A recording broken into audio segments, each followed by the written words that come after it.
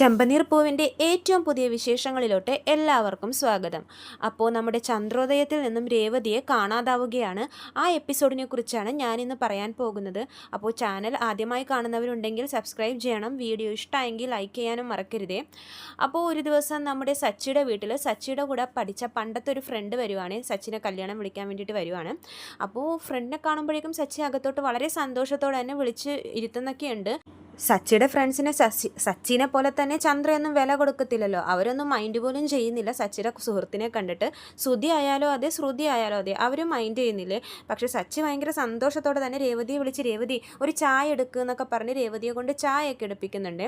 എന്നിട്ട് ഇവർ തമ്മിൽ കുറേ നേരം വർത്താനം പറഞ്ഞ് കഴിയുമ്പോഴേക്കും എന്താടാ പെട്ടെന്ന് നീ ഒരു ദിവസം ഇങ്ങോട്ടേക്ക് വന്നതെന്ന് ചോദിക്കുമ്പോൾ ഞാൻ കല്യാണം വിളിക്കാൻ വന്നിടാന്ന് പറയുമ്പോഴേക്കും സച്ചി പറയും, ആഹാ നിൻ്റെ കല്യാണമാണോ? പറയും എൻ്റെ അല്ലടാ, എൻ്റെ ചേട്ടൻ്റെ കല്യാണമാണ്. ഓ നിൻ്റെ ചേട്ടൻ, നിൻ്റെ ചേട്ടൻ മറ്റേ പണ്ട് സ്നേഹിച്ചിരുന്ന ആ പെണ്ണില്ലേ, അവളായിട്ട് തന്നെയല്ലേ കല്യാണം?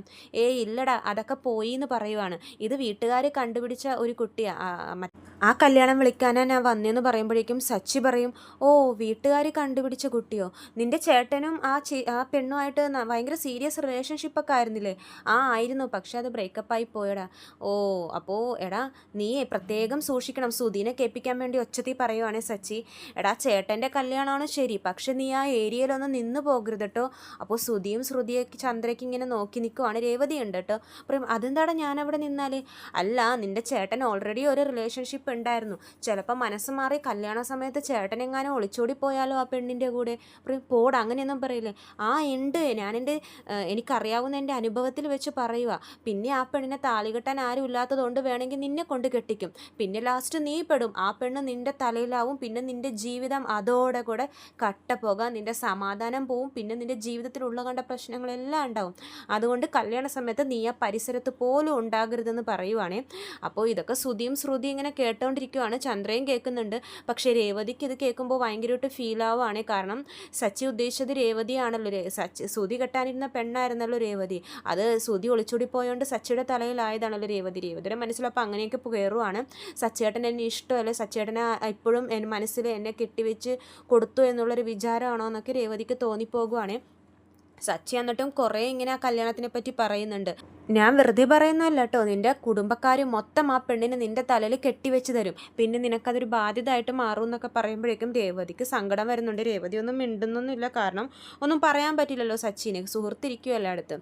അപ്പോൾ എന്നിട്ട് സുഹൃത്ത് കല്യാണം വിളിച്ചിട്ടൊക്കെ പോകുവാണ്. രേവതിക്ക് സങ്കടം വന്ന് രേവതി അങ്ങനെ നിൽക്കുവാണ്. സച്ചിയും പുറകെ പോകുന്നുണ്ട് സുഹൃത്തിനെ യാത്രയാക്കാൻ വേണ്ടിയിട്ട്.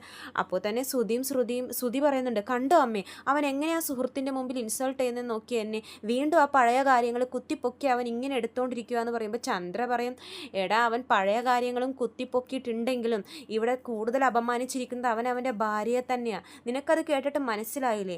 അവൻ ഇപ്പോഴും ഇവളെ അവൻ്റെ തലയിൽ വെച്ച് കെട്ടി എന്നുള്ളൊരു മൈൻഡാണ് അവനെന്ന് പറയുവാണ്. ഇത് കേൾക്കുമ്പോഴേക്കും രേവതിക്ക് ഒന്നുകൂടെ സങ്കടമാവുകയാണ്. വിവാഹ വാർഷികത്തിന് എന്തൊക്കെയായിരുന്നു, ഭാര്യ അങ്ങോട്ട് പുകഴ്ത്തുന്നു, ഭർത്താവ് ഇങ്ങോട്ട് പുകഴ്ത്തുന്നു. ഇപ്പോൾ കണ്ടില്ലേ അവൻ്റെ മനസ്സിനുള്ളിലെ കാര്യം അവൻ തന്നെ തന്നെത്താനെ അവനറിയാതെ പുറത്തോട്ട് വന്നു. അവൻ ഇവളൊരു ബാധ്യതയാടാ, അതാണ് ഇപ്പം അവൻ വെട്ടി തുറന്നു പറഞ്ഞതെന്നൊക്കെ പറയുവാണ്. രേവതി ഒന്നും മിണ്ടുന്നില്ല. രേവതി ഇതൊക്കെ കേട്ടിങ്ങനെ കരയുവാണ്.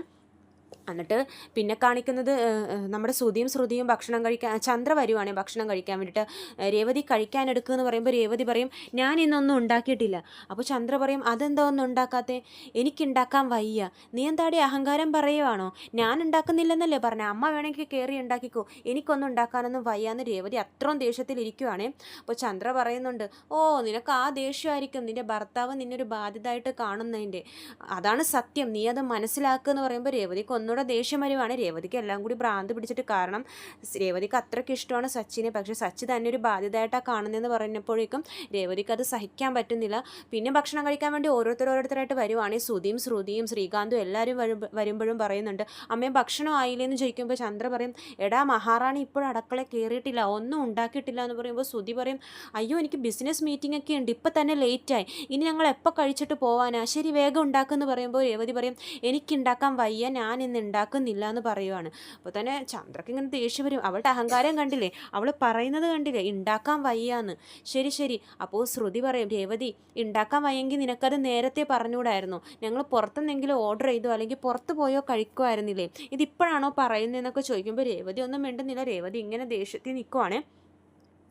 അപ്പോൾ തന്നെ നമ്മുടെ ശ്രീകാന്ത് വരുമ്പോഴും ഇതേ കാര്യം തന്നെ പറയും, ഒന്നും ഞാൻ ഉണ്ടാക്കിയിട്ടില്ല, ഞാനില്ലെങ്കിൽ എന്താ ഇവിടെ ഒന്നും ഉണ്ടാക്കാൻ പറ്റത്തില്ലേ, നിങ്ങൾക്ക് ആവശ്യമുള്ളത് നിങ്ങൾ കയറി ഉണ്ടാക്കുമെന്ന് രേവതി പറയുവാണ്. സച്ചിനോടും സച്ചി അപ്പോൾ ഇങ്ങനെ വരുവേ, രേവതി കഴിക്കാനെടുക്കുമെന്ന് പറഞ്ഞ് സച്ചി വരുമ്പോഴേക്കും ഞാനൊന്നും ഉണ്ടാക്കിയിട്ടില്ല, ഇനി ഒന്നും ഉണ്ടാക്കാനും പോകുന്നില്ല എന്ന് പറയുമ്പോൾ സച്ചി പറയും, നിനക്കെന്ത് പറ്റി രേവതി, നീ എന്താ ഇങ്ങനെ ചൂടാവുന്നേ, എനിക്കൊന്നും പറ്റില്ല, സച്ചിയേട്ടനാ പറ്റിയതൊക്കെയെന്ന് രേവതിയും സച്ചിയും കൂടി പിന്നെ അങ്ങോട്ട് തല്ലിപിടുത്തമാണ്. നിനക്കൊന്നും ഉണ്ടാക്കാൻ പറ്റില്ലെങ്കിൽ വേണ്ട, അത് നിനക്ക് മര്യാദക്ക് പറഞ്ഞൂടെ, ഇങ്ങനെ ദേഷ്യപ്പെടുന്ന എന്തിനാന്ന് സച്ചി ചോദിക്കുമ്പോഴും രേവതി അങ്ങനെ ഇങ്ങനെ സങ്കടം കൊണ്ടൊക്കെ ഇങ്ങനെ വിങ്ങിപ്പൊട്ടി നിൽക്കുവാണേ. അപ്പോൾ ശ്രീകാന്ത് പറയുന്നുണ്ട്, ചേച്ചി എന്തോ പ്രഷറില്ല, ഞങ്ങൾക്ക് ബുദ്ധിമുട്ടിക്കണം, ഞങ്ങൾ പുറത്ത് പോയി കഴിച്ചോളാം എന്ന് പറഞ്ഞിട്ട് എല്ലാവരും കൂടി പോകുവാണേ. അപ്പോൾ ചന്ദ്ര പറയും, നിനക്ക് സമാധാനമായല്ലോടി, എല്ലാവരും പുറത്ത് പോയി കഴിക്കുന്നു, എല്ലാവരും പട്ടിണിക്കാണ് ഇവിടെ നിന്ന് പോയെന്ന് പറയുമ്പോൾ രേവതി പറയും, പട്ടിണിക്കൊന്നും അല്ലല്ലോ, അവരിപ്പോൾ ഹോട്ടലിൽ കയറി കഴിക്കൂലേ, അപ്പോൾ പിന്നെ എങ്ങനെ പട്ടിണിയാവുന്നതെന്നൊക്കെ രേവതി നല്ലോണം തർക്കുത്തരം തിരിച്ചും പറയുന്നുണ്ട്. ചന്ദ്രക്ക് അതൊക്കെ കേൾക്കുമ്പോൾ നല്ല ദേഷ്യം വരുവാണ്. പിന്നെ കാണിക്കുന്നത് വൈകുന്നേരമാണ്. വൈകുന്നേരം ഒരു 6 മണിയാകുമ്പോഴേക്കും സച്ചി ജോലി കഴിഞ്ഞ് വരുന്നുണ്ട്. രവീന്ദ്രൻ രാവിലെ ഉണ്ടായിരുന്നില്ല, രവീന്ദ്രന് ഒരു കല്യാണം ഉണ്ടായിരുന്നു. രവീന്ദ്രൻ പോയി വരുമ്പോഴേക്കും രേവതി അന്വേഷിക്കുന്നുണ്ട്. അപ്പോൾ രേവതി എവിടെയെന്ന് ചോദിക്കുമ്പോഴേക്കും ചന്ദ്ര പറയുന്നുണ്ട്, രേവതി ഇവിടെ ഇല്ല, അവളെവിടെ പോയി ആവോ, എന്നോട് പറഞ്ഞിട്ടാണ് പോകുന്നത്, എവിടെയൊക്കെയോ പോയിട്ടുണ്ട്, എനിക്കറിയില്ല ഇനി എപ്പോഴാണ് കയറി വരുന്നതെന്നൊക്കെ പറയുന്നുണ്ട്. എന്നിട്ട് പിന്നെ വൈകിട്ട് സച്ചി പണി കഴിഞ്ഞ് വരുമ്പോഴും രവീന്ദ്രൻ ഇങ്ങനെ ടെൻഷൻ ആവുകയോ, കാരണം ഇരുട്ടായി വരുവാണല്ലോ, രേവതി അപ്പോഴും വീട്ടിലോട്ട് വന്നിട്ടില്ല. രേവതി ആ ടെൻഷൻ കാരണം ഇനി പുറത്തോട്ട് പോയോ എന്താണെന്നൊന്നും അറിയത്തില്ല, അതെന്താണെന്നൊന്നും കാണിക്കുന്നില്ല.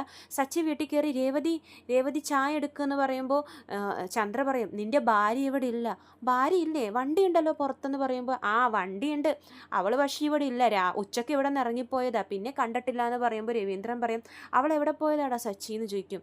എനിക്കറിയില്ല അച്ഛാ, ഞാനൊന്ന് വിളിച്ച് നോക്കട്ടെ എന്ന് പറഞ്ഞ് മൊബൈലിൽ വിളിക്കുമ്പോഴേക്കും ഫോണൊക്കെ സ്വിച്ച് ഓഫ് ആണ്.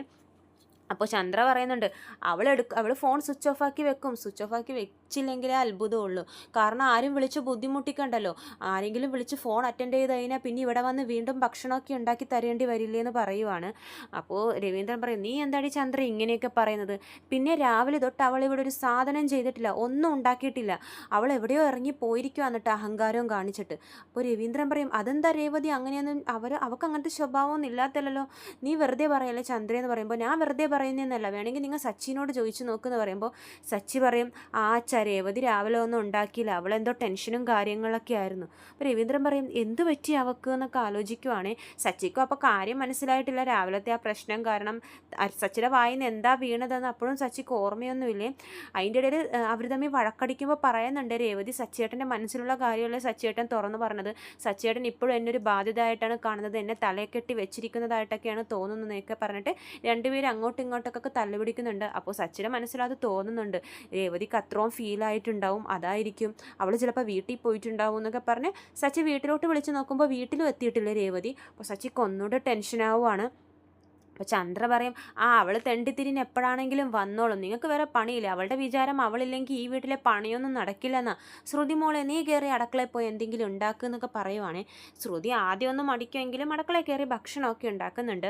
എന്നിട്ട് അവരെല്ലാവരും ഭക്ഷണം കഴിക്കുമ്പോൾ രവീന്ദ്രൻ പറയുന്നുണ്ട്, വീട്ടിൽ ഒരാളെ കാണാനില്ല, എന്നിട്ട് നിങ്ങളിതെന്താ ഇവിടെ ചെയ്യുന്നത്, നിങ്ങൾക്ക് അങ്ങനത്തെ ഒരു പ്രശ്നവും ഇല്ലല്ലേ, ഭക്ഷണം കഴിക്കുവാണല്ലേ എന്നൊക്കെ പറയുമ്പോൾ ചന്ദ്ര പറയും, പിന്നെ ഞങ്ങൾ എന്ത് ചെയ്യാൻ അവളെ കാണാനില്ലെന്ന് പറഞ്ഞിട്ട്, ചിലപ്പോൾ അവൾ എവിടെയെങ്കിലും പോയിട്ടുണ്ട്, ഇവൻ ഈ കള്ളുകുടിയനെ ഇവനെ അവൾക്ക് മതിയായിട്ടുണ്ടാവും, ഇവനേക്കാളും നല്ലൊരാളെ കണ്ടപ്പോഴേക്കും രേവതി അങ്ങോട്ടേക്ക് ഓടിപ്പോയിട്ടുണ്ടാവും എന്നൊക്കെ പറഞ്ഞ് രേവതി അപമാനിക്കുവാണ് ചന്ദ്ര. ഇത് കേൾക്കുമ്പോഴേക്കും സച്ചിക്ക് ദേഷ്യം വരും. സച്ചി പറയും, അമ്മേ ആവശ്യമില്ലാത്ത കാര്യങ്ങളൊന്നും എൻ്റെ രേവതിയെ പറ്റി പറയാൻ നിൽക്കരുത്, ഞാൻ തന്നെ അല്ലെങ്കിൽ ഭ്രാന്ത് പിടിച്ചിരിക്കുക, സമയം രാത്രിയായി വരുക, രേവതി എപ്പോഴും കാണാനില്ലല്ലോ എന്നൊക്കെ പറഞ്ഞ് സച്ചി ഭയങ്കരമായിട്ട് ടെൻഷനാവുകയാണ്. അപ്പോൾ ശ്രീകാന്ത് പറയുന്നുണ്ട്, സച്ചിയേട്ടാ നമുക്കൊന്ന് പോയി അന്വേഷിച്ചാലോ, രാവിലത്തെ പ്രശ്നം കാരണം രേവതി ചേച്ചി ഭയങ്കര അപ്സെറ്റായിരുന്നു, സച്ചിയേട്ടൻ എന്തിനാ രേവതി ചേച്ചി ചീത്ത പറഞ്ഞതെന്നൊക്കെ പറയുമ്പോൾ രവീന്ദ്രൻ ചൂടാവുന്നുണ്ട്. സച്ചി നീ അവളെ ചീത്ത പറഞ്ഞോടാന്ന് ചോദിക്കുമ്പോഴേക്കും സച്ചി നടന്ന സംഭവങ്ങളൊക്കെ പറയുവേ. അപ്പോൾ രവീന്ദ്രൻ ഒന്നുകൂടെ ദേഷ്യം വരും, നീ എന്താടാ സച്ചി ഇങ്ങനെ പഴയ കാര്യങ്ങളൊക്കെ വീണ്ടും വീണ്ടും ഇങ്ങനെ പറഞ്ഞുകൊണ്ടിരിക്കുന്നത്, നിനക്ക് എപ്പോഴാ എവിടെയാ എന്താ സംസാരിക്കേണ്ടതെന്ന് നിനക്കിപ്പോഴൊരു വിവരവും ഇല്ല എന്നൊക്കെ പറഞ്ഞ് രവീന്ദ്രൻ ചൂടാവുകയാണ്. എന്നിട്ട് രവീന്ദ്രൻ പറയുന്നത്, മര്യാദയ്ക്ക് രേവതി എവിടെയാണെന്ന് പോയി അന്വേഷിച്ച് കണ്ടുപിടിച്ചു എന്ന് പറഞ്ഞ് സച്ചിയെ വീട്ടിൽ നിന്ന് ഇറക്കി വിടുവാണ്. സച്ചി കുറേ അന്വേഷിച്ച് നടക്കുന്നുണ്ട്, എവിടെയും രേവതിയെ കാണാനില്ല. അപ്പോൾ രേവതി എവിടെയായിരിക്കും, അതിനെപ്പറ്റി കൂടുതൽ വിശേഷങ്ങൾ ഞാൻ എൻ്റെ അടുത്ത വീഡിയോയിൽ അപ്ലോഡ് ചെയ്യുന്നതാണ്. ചാനൽ സബ്സ്ക്രൈബ് ചെയ്യാത്തവരുണ്ടെങ്കിൽ സബ്സ്ക്രൈബ് ചെയ്യണം. വീഡിയോ ഇഷ്ടമായെങ്കിൽ ലൈക്ക് ചെയ്യാനും മറക്കരുതേ. എല്ലാവർക്കും നന്ദി.